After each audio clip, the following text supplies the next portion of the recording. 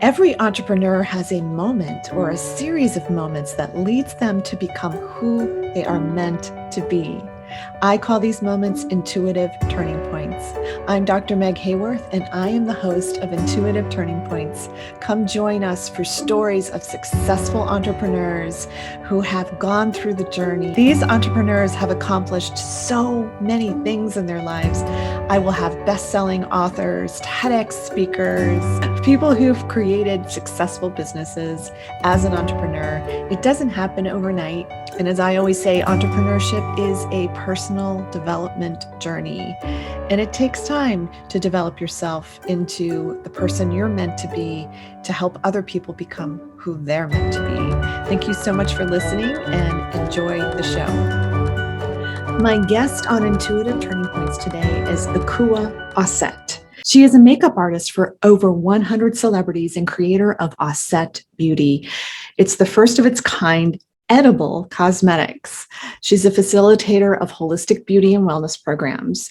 Her obsession with beauty, health, and transformation began as a teenager. And she studied everyone from Coco Chanel to traditional naturopathy, and most recently created a French intensive aromatherapy course around Alexandria Brighton's method. And she's also the founder of Legion, a collective of practitioners, advocates, doctors of health and wellness. Welcome to the show, Akua Auset. Akua, it is so awesome to have you here today. It's always a pleasure to see you. I'm so honored to be asked again by you, because I so respect who you are and the work that you're doing. So I'm really humbled that you asked me again. So thank you. Oh my gosh, you're so welcome. And what she's referring to is my podcast series, Get Well Soon, where we talked about your pathway and how you help people. And today, we were actually just talking about there's so many people becoming entrepreneurs today. They were forced out of their jobs in the pandemic, or they were forced to sit and think about what they really wanted in their lives in the pandemic. So I know you've really been through quite a walk as an entrepreneur, and it's like a beautiful, I've loved watching you along the way. So I would love to know, what was that moment or those series of moments that intuitively led you to become who you are today? That's such a great question. Well, I would say that we pretty much have already chosen that before we even incarnate into this realm we call planet Earth, life. But as a young girl, my mother's beloved was a beautician. So in the 70s, they called hairdressers beauticians. Yes. And so I would be there on Saturdays watching women get, their hair done, just being around grown women. I love being around grown women and just watching them come in one way and then leave another. And then just also the community.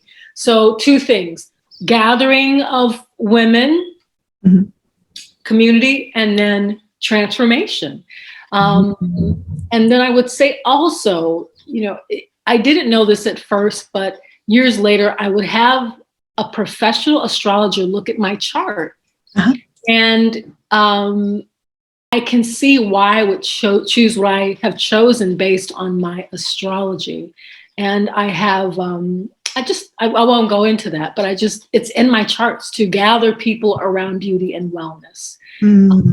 I just knew from a very young age that I wanted to have the freedom of being an artist and expressed. And so the older I get, the more it's confirmed that I made the right choice to be an entrepreneur around health, beauty, and bringing people together around that.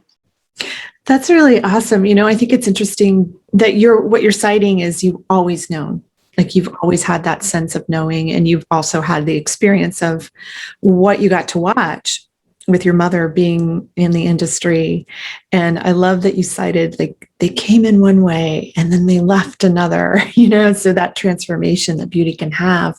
But the type of beauty that you really work with, you went from making up celebrity faces here in Hollywood. And still do it from time to time. Okay, wonderful. Okay, great. And so you did that, but you made some discoveries along the way that really changed and informed the purity of your cosmetics today, which are, edible, which I love. Line ever, yeah. First edible line of cosmetics. They should be edible. Like, that's pretty cool. So tell us more about that part of the transformation and just like what you learned and what was sort of the wake up for you. Well, the wake up call was me becoming very ill at 30 years old. 30 years old is too young to not feel well. And so, they say, the cliche is saying, when the student is ready, the teacher appears. And so there had been seeds planted along the way. My mother she was reading Dick Gregory's book, Cooking with Mother Nature. Mm-hmm. She was reading a lot of books about health, and I would watch her drink her lemon water, and because she'd had a health crisis. So that was there. I ran into Karen Calabrese when I was about 25, and I thought she was my age. Karen Calabrese is like a raw food legend, really. She has the first of its kind raw food restaurant. So that was another seed planted. Then I moved to Los Angeles, and right around having migraines and tracing it back to MSG, I'm like, oh, okay. So I need to look at ingredients. So I ran into Romeo Brooks of Roots Nutrition, who is a iridologist or iridologist. I'm not sure how people like to pronounce it. So, and then my friend Tahuti Ma'ara of Tahuti Ma'ara Herbs.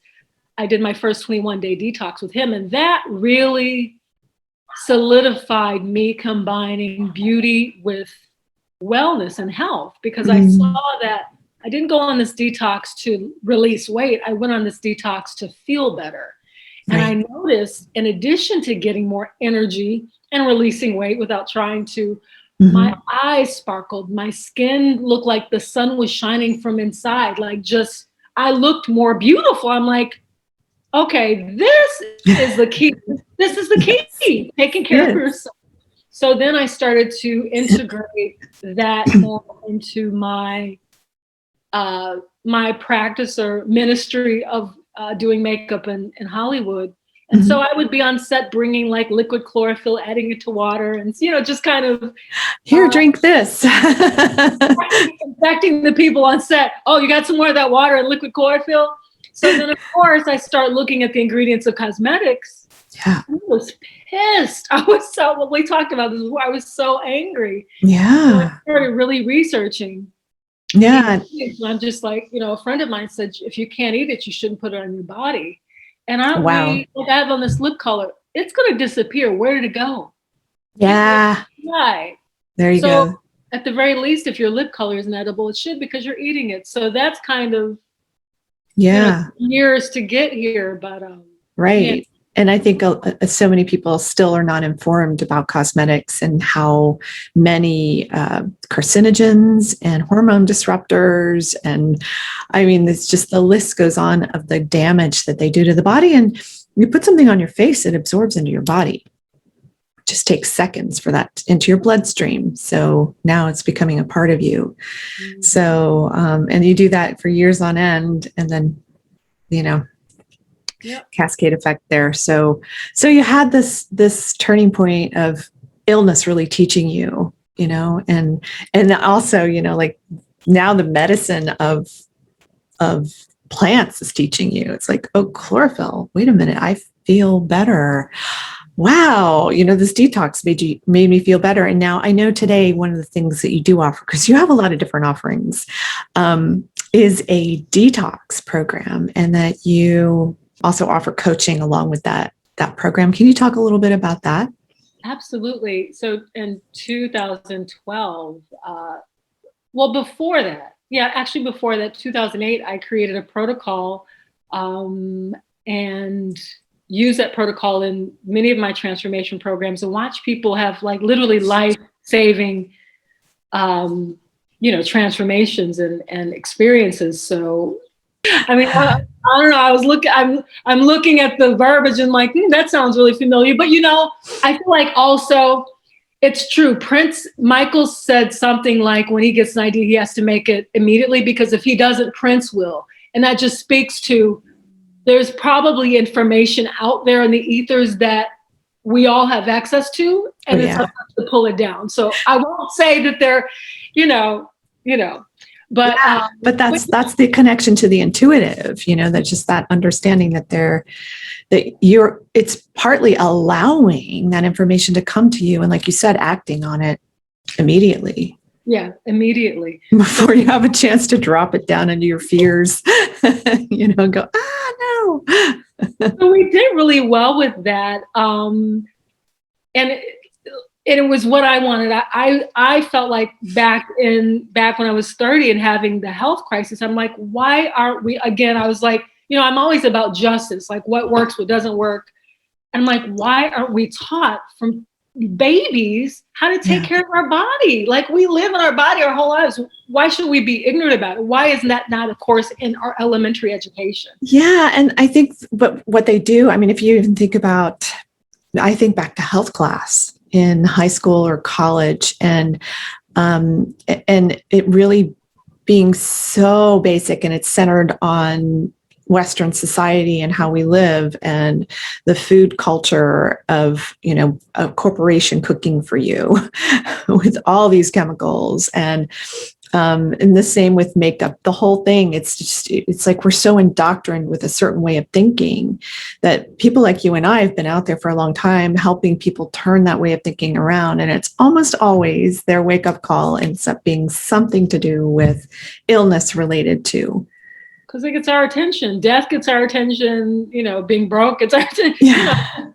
Yeah. Crisis gets our attention. Yeah. The organic beauty detox is an actual kit, detox tea and beauty minerals and a pH test. And then also there's a 33-day e-coach. A little outdated now because that was in 2012 that I created it. It's 2021 as we record this. Yeah. So I think people's attention span isn't that much. Different, yes. So I'm actually going to rework that just to update it for, the 2020s, and have actually discovered some other wonderful detox protocols in that. So, because I'm always upgrading. So, yeah, it's something that I do daily, some form of detox. Right. Okay. And then, so the thing that you're focusing on these days, I know you've also done your studies with essential oils and all of that. You've got so many offerings. It's just sort of like, okay, bless us with them all. My daughter, the wisdom of wee ones, she said, Mom, if you would focus on one thing, you would be so much more successful. I know people tell me that all the time too. But the thing is, it's like being an artist and being in wellness, like there's such a spectrum. So I feel like when you're an artist, you can really express that art in many ways. And I think it's the same with wellness. There's so many modalities that work beautifully together. Yeah. So I've been using essential oils for at least since 2006, at least. And however, I used it probably like the average person uses it and didn't really have training around it. I understood what certain essential oils did, but I didn't understand safety. I didn't understand different applications. And if you're using essential oils, it's really important to know the safety, because essential oils, meaning the essence of a plant, is the most powerful medicine on the planet. It's 100 times more potent than an herb. So wow. That means it can be dangerous. Just because it's natural doesn't mean that it can't be dangerous. Right. They're poisonous plants. You've got to know what's what. So I found out the hard way, you don't bathe with orange oil or it will burn your skin. Oh my gosh. Yeah, I have so many sensitivities to the oils. Just yeah. So I engaged in a 12-week French intensive aromatherapy course. Actually, in France, the physicians there use essential oils as part of their protocols when they give you a prescription. Very different than here in the US. Yes. Like, can you imagine going to a doctor and they're like saying you got to use this essential oil? I can imagine it. Yes. And I think we should all be that way, but it's not something you encounter here. They're not allowed to legally. dispense anything that they can't patent. So a whole plant can't be patented. Yep. That's the bottom line. And that's why it's so divided, and it should be all together, because like we have so many things to offer in all the different modalities of wellness, And that should make it very clear what their true intention is. And yeah, it does. It does. So, that's another story. That's another story. Well, let me ask you this question. What role has intuition played for you in your business, your life, and your work? Just everything. Oh my God, everything. I mean, there's intuition, there's acting on intuition. Mm-hmm. So I would say at least 50-50, it's a partnership, getting in the intuition and acting on the intuition, or not acting as an action, but everything. And the older that I get, the more I've learned to trust that first thought, that first mind, my heart, that the largest brain. But I would say very much so. Even when it comes to getting the formal education in essential oils and learning, I was getting that right, and hadn't been taught on it. So, oh yeah, because intuitively you just had a sense. Oh, this, if I do it this way, this will happen. Even when it comes down to, I don't know if this is intuition or just being connected to our ancestors, but I have a product called a ritual palette. It's made of copper. And I made it thinking that as a makeup artist, you blend makeup on a palette, usually made of stainless steel. Mm-hmm. So I'm like, knowing that copper is a conductor of energy, what would it be if I'm mixing these raw edible cosmetics on copper? It's going to amplify the life force in it. So a friend of mine was telling me that in ancient Egypt, they had copper palettes. So and I'd never read that anywhere. Right. And so it touched me. So I guess that's kind of intuition, or maybe totally. That's a connection with the ancestors. Or yeah, absolutely. That's something I teach in my course, is that it's that connection to the higher consciousness, wherever that comes from, and to ancient civilizations like that who were so connected and plugged into spirituality and the who they knew they were versus the who they think they are. And we're living in a culture where people are so bogged down in who you think you are, who you think you should be. And it's all head space, thinking. So, getting people to understand that life really blossoms and opens up for you when you get into that feeling space. And that's somebody I've recognized you as someone who lives in that feeling space and who creates from that feeling space. And that's like really that's, I think, the most powerful place for us to arrive at and to create from. So, and that also, like, it lets me know too that your creations are also coming from that higher consciousness. Absolutely. I say about my book all the time that I did not write this book. I would have the ritual. I would get up at 3 a.m. and write for 2 hours. And that was not me writing. Uh-huh. I would go back to bed. Yeah. And I love that awareness too, because and I think a lot of people, I know a lot of people have this experience when they're plugged into their intuitive. It's just, it comes through you, and you'll even go back and read it later and go, whoa, I wrote that. Right. Right. It's important to have, like, I wake up very slowly. I may, naturally wake up at 4 or 5, but I don't really get up till 8 or so. But I just like to wake up slowly and listen. So I just think sometimes people's lives are so loud that they can't really hear. Yeah, that's the best time of day actually to do that, because you're still coming out of the theta brainwaves, which is access to higher consciousness. And so you're just like, okay, you can get a lot of messages during that time frame. So what's the name of your book? It's right here. Okay. 2015, and have so many more. It's called Super Women and Goddesses: Work of Your Power and Magic. Awesome. And it's supposed to be a 3-part series. So part 2 to be stay tuned. To be continued. Awesome. So people can get that on your website? Yes. Okay, so tell people where they can find you. Well, the best place is to I actually have a link tree. I really like the link tree versus giving my website. The link tree is linktr.ee/Akua Auset. Otherwise, my website is akua-auset.com. AKUA-AUSET.com. Awesome. That's fantastic. Yeah. So anybody who needs or wants some edible makeup, you are the one to go to. And the best essential oils and essential oil blends and detox, just anything that will assist with being beautiful through taking care of yourself. We have a wellness market. So even though I have a lot of offerings, I put everything under the wellness market. So yeah.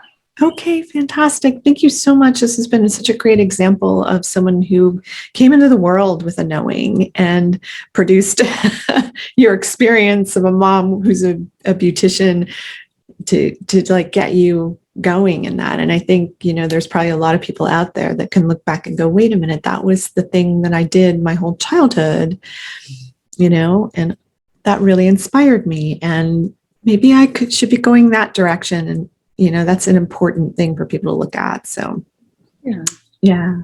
But thank you so much. Thank you. This was a blast. Thank you. It's been really great having you on. Thank you so much for watching Intuitive Turning Points. I want you to go ahead and like the video, and please subscribe to my channel, and then ring the bell to get notifications of future episodes so that you can get the latest in Intuitive Turning Points, stories of successful entrepreneurs.